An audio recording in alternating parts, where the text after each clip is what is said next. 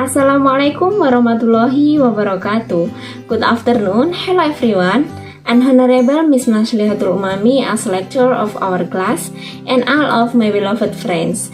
Okay, I would like to say thanks for coming in our presentation today. Let me introduce myself. I'm a partner. My name is Indah Widiawati and my partner is Hanum Nurul Ilmi and Uung Riviantoko. In this presentation, we will talk about adverb clause. What is adverb clause? Adverb clause adalah dependent clause yang berfungsi sebagai adverb atau kata keterangan, di mana dependent clause ini tidak bisa berdiri sendiri. Dia harus diikuti dengan independent clause.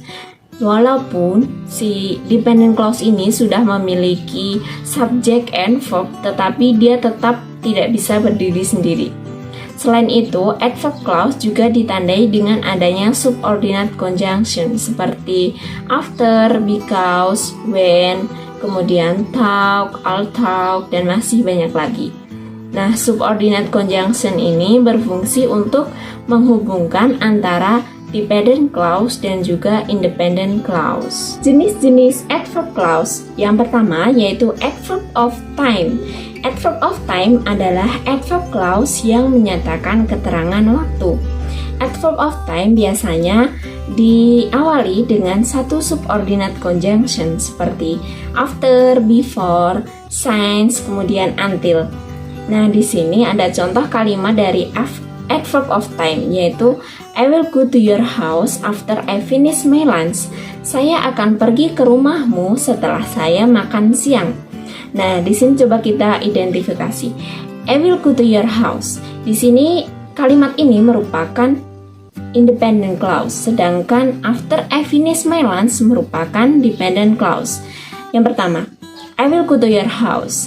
Ini merupakan independent clause karena dia dapat berdiri sendiri tanpa harus diikuti dengan after I finish my lunch pun dia seseorang ketika mendengar kalimat ini sudah bisa memahami.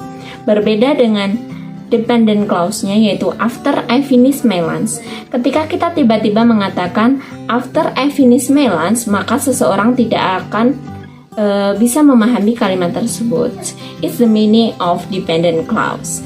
Kemudian dapat kita lihat di sini bahwa subjeknya yaitu ada I, kemudian verbnya will go to your house, kemudian subordinate conjunctionnya yaitu after, kemudian adverb clause-nya yaitu after I finish my lunch. Yang kedua yaitu adverb of place.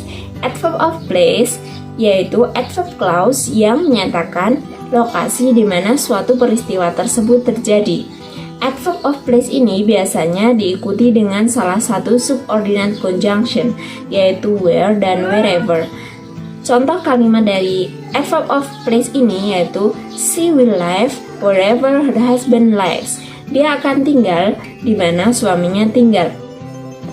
Di sini dapat kita lihat bahwa she will live merupakan independent clause karena dia dapat berdiri sendiri.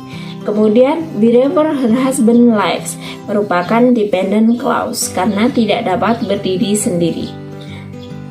Nah, di sini subjeknya yaitu she, kemudian verbnya yaitu will live, subordinate conjunctionnya yaitu wherever, kemudian adverb clause-nya yaitu wherever her husband lives. 3. Adverb of reason. Adverb of reason merupakan suatu adverb yang berperan dalam menyatakan alasan dari suatu peristiwa. Subordinate conjunction-nya yaitu therefore, oleh karena itu, so that sehingga, because karena. Contoh kalimat adverb of reason, I did English because I love it. Saya mengajar bahasa Inggris karena saya suka. I sebagai subjek, that sebagai verb, subordinate conjunction-nya yaitu because, adverb clause, because I love it. 4. Adverb of purpose. Adverb of purpose adalah adverbial clause yang menyatakan tujuan. Pada subordinate conjunction yang digunakan yaitu so that, agar, in hope that. dengan harapan bahwa, so, sehingga, in order that, supaya. Contoh kalimat are full of purpose. Ricky takes a music course so that he good at playing instrument. Ricky mengambil kursus musik agar dia pandai memainkan musik. Subjeknya yaitu Ricky. Subordinate conjunction so that. Takes merupakan verb. So that he goes at playing instrument merupakan adverb. 5. Adverb of conjunction. Adverb of conjunction merupakan adverb yang berfungsi sebagai syarat agar ide atau gagasan memiliki dampak. Conjunction adverb of conjunction diantaranya if, jika, as long, jika atau apabila, even if, jika atau apabila, if only, jika atau apabila. Contoh kalimat adverb of conjunction: he help you only if you ask him politely. Dia akan membantu Anda hanya jika Anda memintanya dengan sopan. He merupakan subjek, will help verb.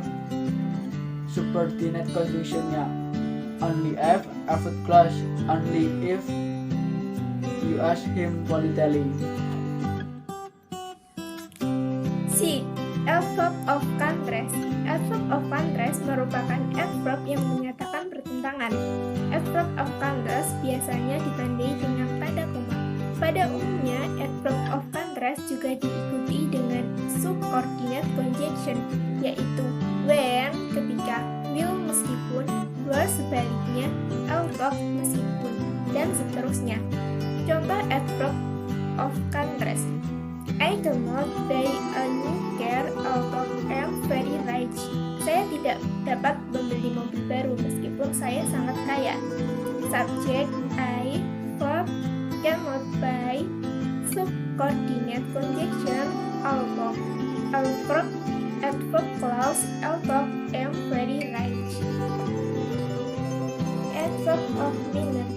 Adverb of manner merupakan kata bantu yang memberikan tambahan informasi mengenai kondisi atau bagaimana sebuah peristiwa terjadi. Adverbial clause ini umumnya diikuti dengan subordinating conjunction seperti as sebagai as if, seolah-olah, as though seperti, just as sama seperti, like seperti. Contoh kalimat adverb of manner: Anna always acts as if she is superstar. Anna selalu bertingkah seolah-olah seperti superstar.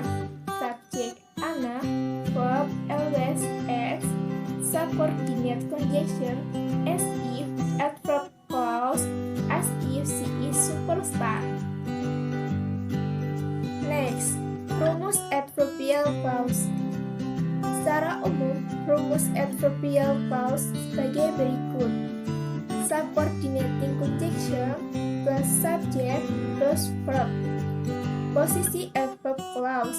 Kaitannya dalam penempatan di kalimat, adverbial clause dapat berposisi di awal, akhir, atau bahkan pada bagian tengah kalimat. Next, fungsi adverb clause. 1. Memberikan informasi tentang verb. 2. Memberikan informasi tentang adjective. 3. Memberikan informasi tentang adverb. Okay, enough. I'm sorry for the cutting remarks in our speech. Thank you for your attention. Wassalamualaikum warahmatullahi wabarakatuh.